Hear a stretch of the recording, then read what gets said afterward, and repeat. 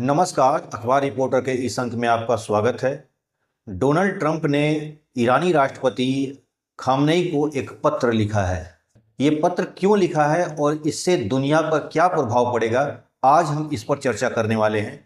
चर्चा शुरू करें इससे पहले आपसे हमारा गुजारिश है कि हमारे चैनल को सब्सक्राइब कर दीजिए, लाइक कीजिए और शेयर भी कर दीजिएगा। तो चलिए शुरू करते हैं। अमेरिकी राष्ट्रपति ट्रंप ने ईरान के राष्ट्रपति को एक पत्र लिखा है और पत्र में जो बातें की गई हैं वो है परमाणु समझौते के बारे में। ये परमाणु समझौता ईरान से अमेरिका क्यों करना चाहता है, इसकी एक वजह है। वजह यह है कि डोनाल्ड ट्रंप ने कहा है कि हम ईरान को बर्बाद नहीं करना चाहते हैं, ईरान को के साथ हम संबंध अच्छा बनाना चाहते हैं क्योंकि ईरान के लोग अच्छे लोग हैं। उन्होंने कहा कि हम ईरानी समस्या का समाधान दो तरीके से निकाल सकते हैं, या तो मिलिट्री या तो समझौता। लेकिन हमने समझौता का राह चुना है और हम चाहते हैं कि ईरान से और अमेरिका से एक अच्छा संबंध स्थापित हो। और अब ये सवाल ये होता है कि ट्रंप ने अचानक में क्यों ईरान से दोस्ती बढ़ाने के लिए हाथ आगे बढ़ाया है। यही ट्रंप है जो 2018 में ईरान से जो बातचीत हो रही थी परमाणु हथियारों को लेकर, उसमें वो पीछे हट गए थे। बाद में ईरान से और अमेरिका का संबंध खराब भी हुआ था और बहुत ज़्यादा खराब हो गया था। देखिए, ईरान के इस सारे बातें क्यों हो रही है, इसके पहले मैं आपको बता दूं कि ईरान के अमेरिका का संबंध खराब क्यों हुआ था। देखिए, ऐसा है कि आमतौर पर जो दो देशों के बीच में जो विवाद दिखता है वो विवाद पब्लिक और आम जनता का विवाद नहीं होता है। ये विवाद नेताओं का आपसी विवाद होता है जिसे ये लोग देश के रंग दे देते हैं और आवाम से जोड़ देते हैं। सच्चाई तो यही होती है कि ये इनका निजी झगड़े होते हैं। ईरान का और उनका साथ भी ऐसा ही था। अमेरिका के जो राष्ट्रपति जो पहले के जो थे, यानी बात 1979 के पहले की बात कर रहा हूँ मैं, ईरान से और अमेरिका का संबंध बहुत अच्छा हुआ करता था। उस समय के राष्ट्रपति और ईरान के जो शाह थे, मोहम्मद रजा पहलवी उनका नाम था, उनसे अच्छा संबंध था। दोनों देश के साथ अच्छे संबंध हुआ करते थे और ईरान भी उस समय एक वेस्टर्न देशों की तरफ खुला समाज था।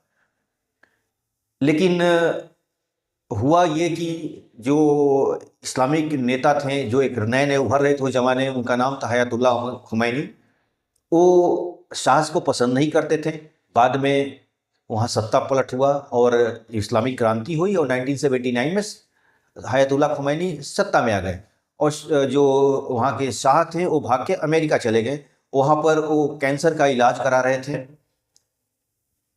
हुआ यही कि ईरान के जो राष्ट्रपति थे, जो नए नए बने थे, वो बार बार कह रहे थे कि उन्हें अमेरिका भारत को ईरान को सौंप दे, लेकिन अमेरिका सौंपा नहीं। बाद में वो कुछ ही दिनों बाद उनका मिस्र में मृत्यु हो गई और यहाँ से दोनों देशों की तल्खी शुरू हो गई। बाद में इराक से और ईरान की अपना युद्ध चला जो 8 सालों तक चला, जिसमें इराक के जो राष्ट्रपति थे सद्दाम हुसैन, उनको अमेरिका समर्थन कर रहा था। वही सद्दाम हुसैन जिसको बाद में अमेरिका ने ही फांसी चढ़ा दिया। और कितना इराक और अमेरिका कितनी लड़ाइयाँ हुई सब दुनिया जानती है। तो वही अमेरिका पहले इराक का समर्थन करता था और ईरान के विरुद्ध इराक के साथ खड़ा था, यानी सद्दाम हुसैन के साथ खड़ा था। और 8 सालों तक ये लड़ाइयाँ चलती रही, पीछे से अमेरिका उसका समर्थन कर रहा था, जिससे और भी संबंध खराब हो गए और दिन पर दिन संबंध खराब होती गए। फिर बाद में सऊदी अरेबिया का अपना इंटरेस्ट था जिसको अमेरिका पुश कर रहा था और सऊदी अरेबिया से भी ईरान का संबंध खराब हो गया। तो कुल मिलाकर अमेरिका लड़ाई दो नेताओं की थी, यानी आयतुल्लाह अली खुमैनी का था और वहाँ के राष्ट्रपति का था, जिसे दो देश का झगड़ा बना दिया गया और ये कहा गया कि अमेरिका और ईरान का झगड़ा है। लेकिन सच्चाई यही थी कि दो लीडरों का झगड़ा था। और यही दुनिया में होता है। दुनिया में सिर्फ ईगो टू ईगो टकराव होती है, जिसे पूरे देश का नाम दे दिया जाता है। आज यूक्रेन में भी वही हो रहा है। लड़ाई पुतिन की और जेलेंस्की की है, जो आपसी ईगो की लड़ाई थी, जिसे बाद में एक देश का रंग दे दिया गया। वही बात लड़ाई जेलेंस्की और ट्रंप में हुआ था, लेकिन एक देश का नाम दे दिया गया। आम आदमी कभी किसी से नहीं लड़ते हैं। आम आदमी, दुनिया बहुत खूबसूरत है, ध्यान रखिए, दुनिया बहुत खूबसूरत है, दुनिया के लोग भी बड़े खूबसूरत हैं। बड़े अच्छे लोग हैं, किसी को किसी से कोई तलखी नहीं है, सब लोग अपने काम में व्यस्त हैं। लेकिन राजनीति जो होती है वो देशों को बांट देती है, लोगों को बांट देती है। और ईरान के साथ, अमेरिका के साथ भी यही हुआ है।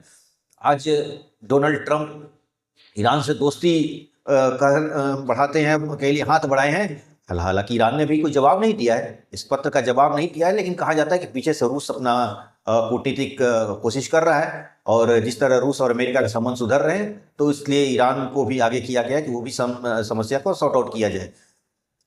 देखिए, ईरान का जो इतिहास शानदार रहा है, एक अच्छा, बहुत शानदार उनका कल्चर रहा है। अगर आज से ईसा के अगर करीब 500 साल पहले चला जाए, तो साइरस द ग्रेट जिसको कहा जाता था, एक अच्छा उनका पूरी दुनिया पर उनका बोलबाला हुआ करता था। बाद में डेरियस आए, डेरियस थर्ड आए, जिसे सिकंदर की लड़ाई हुई थी, जिस पर एक फिल्म बनी 300। तो ये चीज़ें हैं। ईरान का एक बहुत ही शानदार हिस्ट्री रहा था, और ईरानी शुरू से ही एक तरह से बहादुर कौम रही हैं। और ईरान से भारत का बहुत प्राचीन संबंध था। ईरानी आज भी अपने आप को आर्यन कहते हैं। वो बोलते हैं कि हमारा जो नस्ल है, वैसे कि आर्यन नस्ल नहीं होता है। ईरान के लोग अपने आप को आर्यन मानते हैं, लेकिन सच्चाई तो यही है कि आर्य नस्ल नहीं, आर्य भाषा है। खैर, इस पर एक बहुत बड़ी लंबी बहस हो सकती है, मैं इस पर नहीं जाऊंगा। लेकिन ये मालूम होना चाहिए कि जो डेमेट्रियस वहाँ के राजा थे, वो आर्यों का आर्य, द ग्रेट आर्य बोलते थे अपने आप को।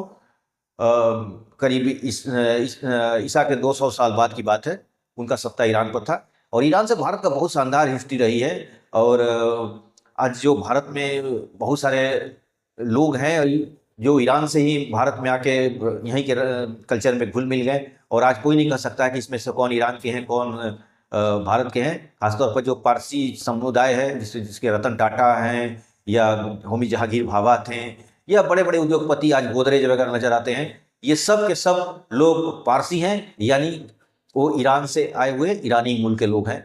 तो ईरान के लोग बड़े ही दिमाग से भी बहुत तेज होते हैं, और एक तरह से कल्चर उनका बहुत शानदार है, और इनका बहुत अच्छा इतिहास रहा है। तो ये कहना है कि अमेरिका ने जो बोला है, डोनाल्ड ट्रंप ने बोला है कि ईरान के लोग बहुत अच्छे लोग हैं, तो ये ईरान अमेरिका के कहने से नहीं होगा। अगर वो ईरान के लोग वाकई अच्छे लोग हैं, और भारत से तो ईरान का संबंध अच्छा रहा है, उतल फुतल वाला भी रहा था, वो अप एंड डाउन भी था। अहमद साहब गालिब वगैरह भी ईरान से आए थे, भारत में हमला किए थे, जो मराठों से लड़ाई हुआ था। कई इतिहास की बातें हैं ये। अभी वर्तमान में हम जो डोनाल्ड ट्रंप ने कहा है कि ईरान के लोग अच्छे हैं, तो अच्छे हैं, उनके कहने से नहीं होगा। अमेरिका का अपना कोई भले इतिहास ना हो शानदार, लेकिन ईरान का अपना इतिहास बहुत शानदार रहा है। तो मैं बात कर रहा था आप ईरान और अमेरिका के संबंध का। तो अमेरिका और ईरान का संबंध लीडर आपसी तलखी की वजह से ही खड़ा हुआ था। आयतुल्लाह खुमैनी चाहते थे कि शाह को, जो वहाँ के राजा थे, जो तख्ता पलट होने के बाद अमेरिका चले गए थे, तो ईरान चाहता था, ईरान के जो नई सरकार आई थी आयतुल्लाह खुमैनी का, वो चाहते थे कि शाह को हवाले किया जाए, क्योंकि उस शाह से उनकी व्यक्तिगत अपनी टेंशन थी। और शाह की वजह से वो कई बार ईरान से बेदखल भी हो चुके थे और इधर उधर भटक रहे थे। तो उनकी व्यक्तिगत लड़ाई शाह से और आयतुल्लाह खुमैनी की व्यक्तिगत लड़ाई थी। लेकिन तख्ता पलट हुआ, सत्ता बदली और आयतुल्लाह खुमैनी सत्ता में आ गए, तो शाह से बदला लेना चाहते थे। इसलिए वो चाहते थे कि शाह को फिर से अमेरिका हमारे हवाले कर दे। अमेरिका से और शाह से बहुत अच्छा संबंध था, शाह उनको वो सौंपा नहीं। ठीक वैसा ही जैसे शेख हसीना अभी भारत में आई हुई हैं, और मोहम्मद यूनुस चाहते हैं कि शेख हसीना को वापस भेजा जाए, लेकिन भारत नहीं भेज रहा है। तो ठीक वैसा ही कंडीशन उस समय भी थी। वहाँ तख्ता पलट हुआ था, जो आयतुल्लाह खुमैनी चाहते थे कि शाह को भेजा जाए, लेकिन अमेरिका उनको नहीं भेज रहा था। वहाँ पर यही कहा जा रहा था कैंसर का इलाज करा रहे हैं। खैर, उनका मिस्र में मृत्यु भी हो गई, कुछ ही सालों बाद उनकी मृत्यु हो गई। तब से ये तलखी अमेरिका का बनी रही, और उसके बाद संबंध बने नहीं, बिगड़ते ही गए। और बिगड़ने की वजह थी कि अमेरिका पीछे से वो उनका सत्ता को चुनौती दे रहा था, वो चाहे सद्दाम हुसैन को आगे करके या सऊदी सरकारों को आगे करके ये हो रहा था। सद्दाम हुसैन से 8 सालों तक लड़ाई हुई, ईरान की और सऊदी अरब की, ईरान की और इराक की। तो ये खूनी था, उसमें बायोलॉजिकल हथियार और ये रासायनिक हथियारों का भी प्रयोग हुआ था, जिसमें बहुत सारे ईरानी लोग मारे भी गए थे। तो ये बहुत ही खूनी दौर था उस समय का, और इसके पीछे अमेरिका का भी, सद्दाम हुसैन के पीठ पीछे अमेरिका का हाथ था। तो इसकी वजह से भी ईरान अमेरिका से संबंध खराब था। और मजे की बात देखिए, ईरान उसी दौर से ही ईरान में कोई उसका दूतावास नहीं है, अमेरिका का कोई दूतावास नहीं है। दोनों देशों की अगर बात करनी होती है तो ईरान में पाकिस्तान का जो दूतावास है उसकी मदद से ये लोग एक दूसरे का कांटेक्ट करते हैं, और अमेरिका में स्विट्जरलैंड के जो दूतावास है उससे वो लोग संपर्क करते हैं। यानी कोई दोनों में कोई राजनयिक संबंध, डिप्लोमेटिकल रिलेशन नहीं है। दोनों में 1979 से ही खत्म है। और बीच में प्रयास भी हुए, कोशिश भी की गई, बहुत कई दौरों की बातचीत हुई, लेकिन बातचीत कुछ नतीजे पे नहीं हुई।